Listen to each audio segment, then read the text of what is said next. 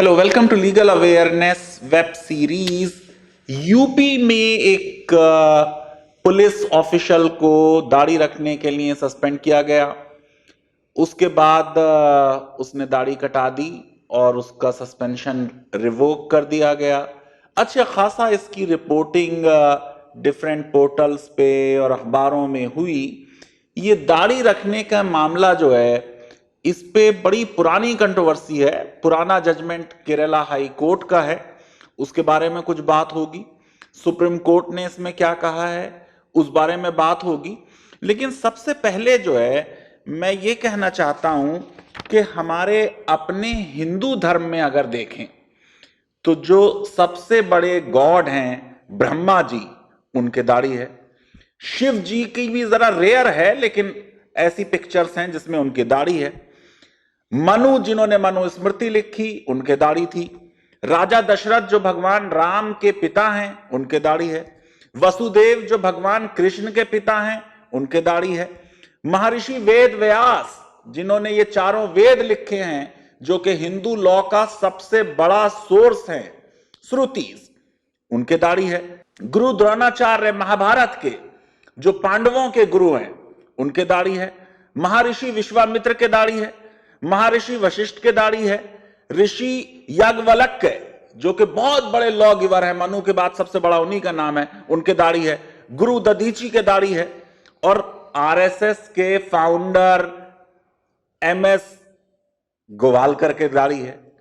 आज के जमाने में आ जाएं तो बाबा रामदेव की, बाबा आसाराम की, सदगुरु की, शंकराचार्य की, साईं बाबा की दाढ़ी है। अगर क्रिश्चियनिटी में देखें तो जीसस की जो तस्वीरें हैं, उनमें दाढ़ी है। अगर बिब्लिकल स्टोरीज में जाएं और पेंटिंग्स में जाएं, जुडाइज्म को भी ले लें, तो मोसेस के दाढ़ी है, किंग डेविड के दाढ़ी है, किंग सोलोमन के दाढ़ी है। और अभी ये जो लिख दिया तलवीन सिंह ने, जिहादी और फना, क्या बड़ा बैड टेस्ट में है उनका ये इंडियन एक्सप्रेस का पीस। अब्राहम लिंकन के भी दाढ़ी थी भाई, कार्ल मार्क्स के भी दाढ़ी थी।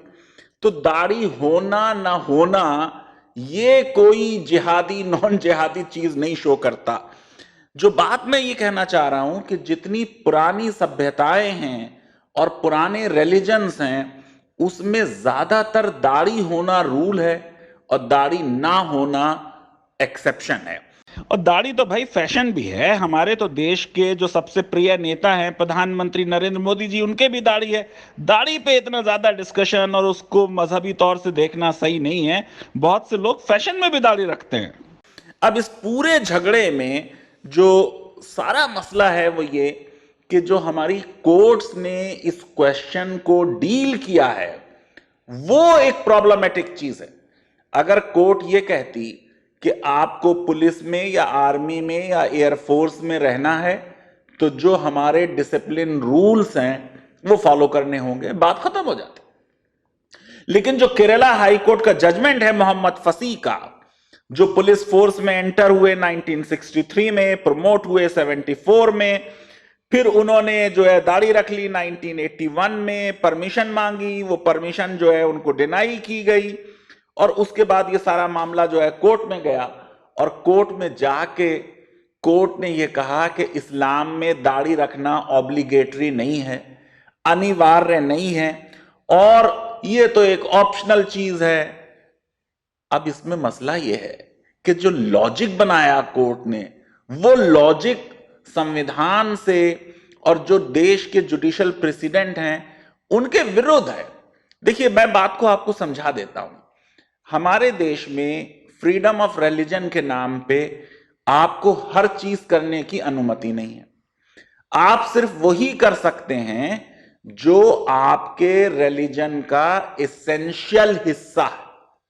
मैं पहले भी ये बोल चुका हूं कि आज अगर मुसलमानों से ये कहा जाए कि वो बता दें एक लिस्ट बना के कि क्या क्या उनके धर्म का एसेंशियल हिस्सा है, तो आसान नहीं होगा। उसकी वजह है कि धर्मों के अंदर आपस में डाइवर्जेंस ऑफ ओपिनियन होता है स्कॉलर्स में। अगर हिंदुओं से भी कहा जाए कि वो जरा बता दें कि उनके धर्म के एसेंशियल फीचर्स क्या हैं, तो बताएंगे नहीं। यहां तक कह देंगे कि हिंदू धर्म तो धर्म ही नहीं है, वो तो एक वे ऑफ लाइफ है। आपको मालूम है हिंदुत्व के जजमेंट में यह बात कही गई। मैं आपसे प्रश्न पूछ रहा हूं जैसे ये बताइए कि काउ रिवरेंस, अभी तो कल इलाहाबाद हाईकोर्ट ने कह दिया कि एनएसए के तहत जितने लोगों को बंद किया जा रहा है काउ स्लॉटर लॉ के तहत यूपी के, वो मिसयूज हो रहा है उस लॉ का। लेकिन मैं बड़ा प्रश्न आपसे पूछ रहा हूं, संविधान में हमने लिख दिया कि काउ को प्रोटेक्शन दिया जाए। जो मुस्लिम मेंबर्स थे संविधान सभा के, कॉन्स्टिट्यूएंट असेंबली के, वो तो और आर्गू कर रहे थे कि इसको फंडामेंटल राइट और मौलिक अधिकार बना दिया जाए। मैं काउ स्लॉटर के फेवर में नहीं हूं। देवबंद ने भी फतवा दे दिया काउ स्लॉटर के विरुद्ध। बाबर ने भी विल कर दी थी हुमायूं को कि काउ स्लॉटर ना करो। काउ स्लॉटर तो भारत में ज्यादा अंग्रेजों के आने के बाद से हुआ है। काउ स्लॉटर के जितने मूवमेंट हुए हैं उसमें हिंदू और मुसलमानों ने मिलकर भाग लिया है। लेकिन क्या काउ की श्रद्धा और रिस्पेक्ट हिंदू धर्म का एक एसेंशियल फीचर है? इस पे डिबेट है। हिंदू ही स्कॉलर जो है वो ये कहते हैं कि वेदास में जो है वो तो काउ जो है वो डेलिकेसी थी, बीफ जो है वो सर्व किया जाता था जब गेस्ट आते थे। ये बात का डेवलपमेंट है। जब एग्रीकल्चरल इकोनॉमी आ गई तब काउ की रिवरेंस बढ़ी। तो एसेंशियल नॉन एसेंशियल को डिसाइड करने के लिए सुप्रीम कोर्ट ने कहा है हम रिलीजियस स्क्रिप्चर्स देखेंगे। फांसी के केस में केरला हाई कोर्ट ने क्या कहा? वो फला प्रेसिडेंट हैं, फला जज हैं, उनके दाढ़ी नहीं है, इसका मतलब ये कि ये ऑब्लिगेटरी नहीं है। ये बिल्कुल गलत टेस्ट है। कोई जज, कोई प्रेसिडेंट अपने आप को रिप्रेजेंट करता है, उसका व्यू जो है वो धर्म का एसेंशियल नॉन एसेंशियल नहीं बन जाता। अरे कोई प्रेसिडेंट है, जज है, लॉ का प्रोफेसर है, फैजान मुस्तफा है, ये जो करते हैं वो धर्म नहीं है। धर्म क्या है कोर्ट नहीं बताएगी। मैं बार बार इस पे लिखता रहा हूं कि सुप्रीम कोर्ट क्लर्जी नहीं है, हाई कोर्ट क्लर्जी नहीं है। अगर मुझे कोई धार्मिक मुद्दे पे प्रश्न पूछना है तो मैं जजेस के पास न जाके मैं मुल्ला के पास जाऊंगा, पंडित के पास जाऊंगा, प्रीस्ट के पास जाऊंगा। जो धर्म को जानने वाले हैं वो बताएंगे। और आज ये मेरी बात सुप्रीम कोर्ट ने मान ली है कि सुप्रीम कोर्ट सबरीमाला में इसी एसेंशियलिटी डॉक्ट्रिन को रिव्यू कर रहा है। अब ये कह देना कि कुरान में दाढ़ी नहीं है, ठीक बात है, लेकिन हदीस को निगेट कर देना। कुरान के बाद मुसलमानों में सबसे इंपॉर्टेंट किताब बुखारी मानी जाती है। बुखारी में यह बात आ गई कि भाई दाढ़ी रखो और मूछें कटाओ। दाढ़ी कटाना फॉरबिडन है।